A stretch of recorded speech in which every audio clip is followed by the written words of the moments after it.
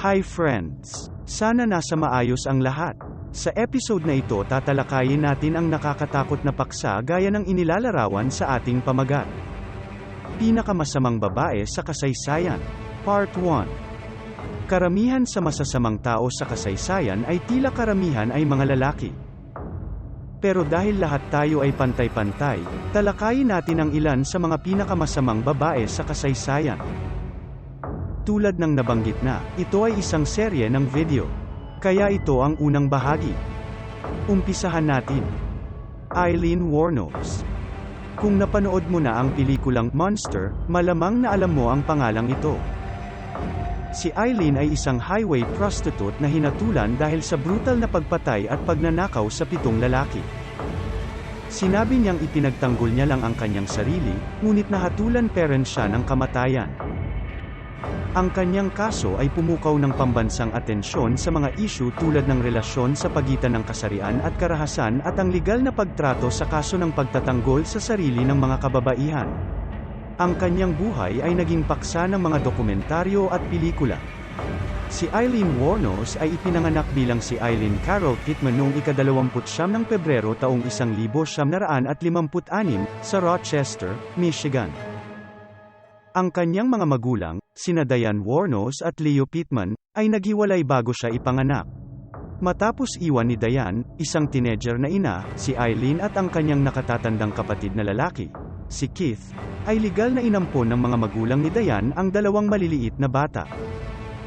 Hindi kailanman nakilala ni Eileen ang kanyang biolohikal na ama, na kalaunan ay nakulong dahil sa panggagahasa sa bata at namatay sa pamamagitan ng pagpapakamatay habang nasa kulungan.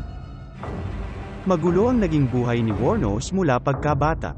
Naghiwalay ang kanyang mga magulang bago siya ipanganak, at kalaunan ang kanyang ama ay ipinasok sa mga mental hospital dahil sa pangmamolestiya sa bata. Noong 4 na taong gulang si Wuornos, siya at ang kanyang kapatid na lalaki ay pinaampon sa kanyang mga lolo't lola. Lumaki siya sa isang tahanan na hindi kasalang ina at pagkatapos ay huminto sa pag-aaral at bumaling sa prostitusyon. Sinabi ni Wuornos na siya ay pisikal at sekswal na inabuso ng kanyang lolo at nagkaroon ng sekswal na relasyon sa kanyang kapatid noong bata pa. Sa Florida, nakilala niya ang mayaman at may-ari ng yate na si Louis Gratz Feld. Ang 20 taong gulang na sina Wuornos at Feld, na halos 5 dekada na nakatatanda, ay ikinasal noong Mayo taong 1976. Ang kanilang pagsasama ay panandalian, iniwan ni Feld si Wuornos sa loob ng 1 buwan. Sinabi niya na siya ay may marahas at hindi makontrol na ugali, at pinalo siya ng kanyang tungkod. Iginiit ni Wuornos na siya ang umatake sa kanya. Opisyal na nagdiborsyo ang dalawa noong ika-19 ng Hulyo taong 1986. Noong Hunyo taong 1986, nakilala ni Wuornos, ang 24 anyos na si Tyria Moore. Nagsimula ang dalawa ng matinding 4.5 taong relasyon at nagsimulang mamuhay ng magkasama. Habang si Moore ay may mga trabaho bilang isang kasambahay, si Wuornos naman ay isang prostitute sa kahabaan ng highway sa Florida. Noong 1974 si Wuornos ay nakulong dahil sa pagmamaneho habang lasing at sa pagpapaputok ng baril mula sa isang umaandar na sasakyan. Kasunod nito, maraming beses siyang inaresto sa mga kaso na kinabibilangan ng armed robbery, check forgery, at auto theft. Mula sa huling bahagi ng 1989 hanggang taglagas ng 1990, napatay ni Wuornos ang 7 nasa kalagitnaang gulang at matatandang lalaki malapit sa mga highway sa Hilaga at gitnang Florida. Ang una niyang biktima ay si Richard Mallory, isang 51 taong gulang na may-ari ng repair shop na kilalang madalas umupa ng mga sex worker. Huli siyang nakita noong ika-30 ng Nobyembre taong 1989. Ayon sa testimonya ni Moore, kinabukasan, sinabi ni Wuornos kay Moore na nakapatay siya ng isang lalaki. Noong ika-13 ng Desyembre taong 1989, natagpuan ang bangkay ni Mallory sa isang ilegal na dumping site sa Kakahuyan. 5 pang patay na lalaki ang natuklasan sa mga sumunod na buwan. Ang bangkay ng construction worker na si David Spears, 43, ay natagpuan noong ika-1 ng Hunyo taong 1970. Ang part-time rodeo worker na si Charles Carskadan, 40, ay nawala noong ika-31 ng Mayo taong 1970. Ang kanyang mga labi ay natagpuan noong ika-6 ng Hunyo. Noong ika-4 ng Agosto taong 1970, 5 araw matapos siyang iulat na nawawala, ang tindero na si Troy Burress, 50, ay natagpuang patay.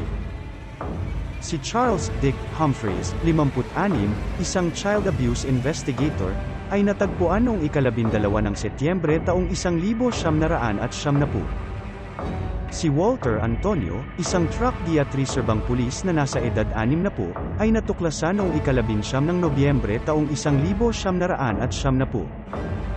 Sa buong panahon na ito, madalas na umuuwi si Wuornos na may mga bagong ari-arian upang isangla at mga kotse na kanyang kiniram.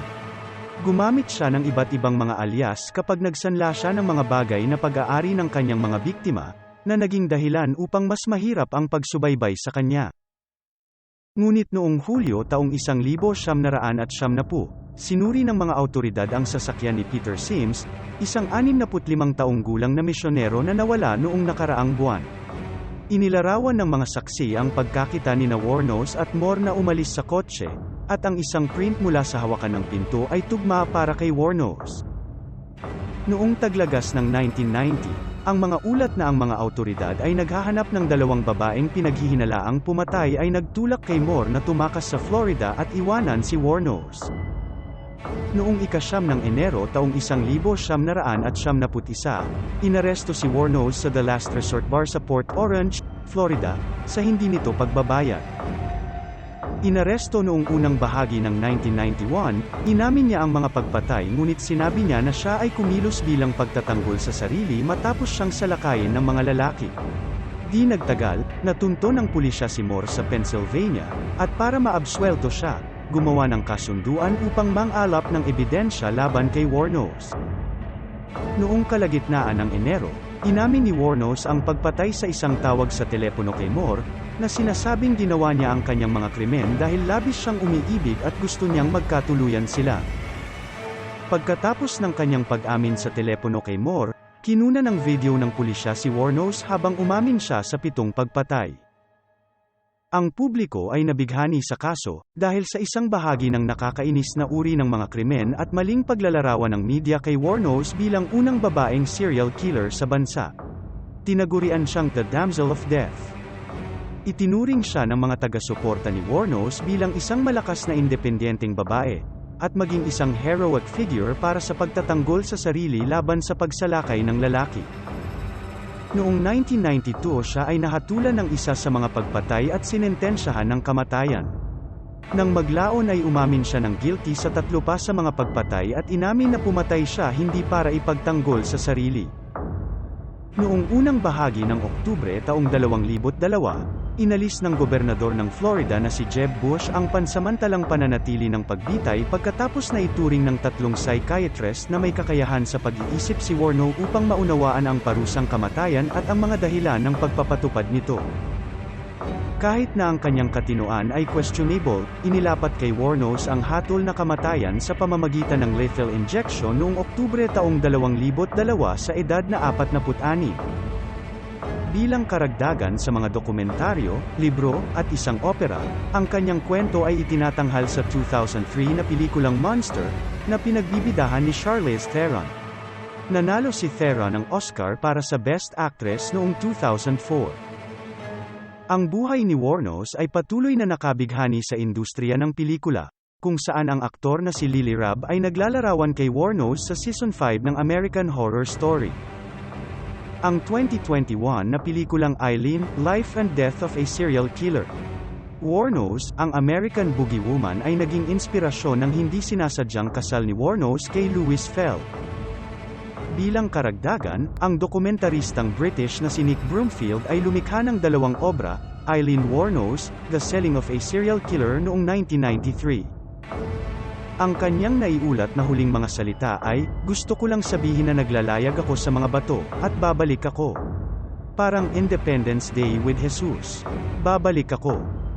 Ang mga labi ni Wuornos ay na-cremate at ikinalat isang puno sa Michigan.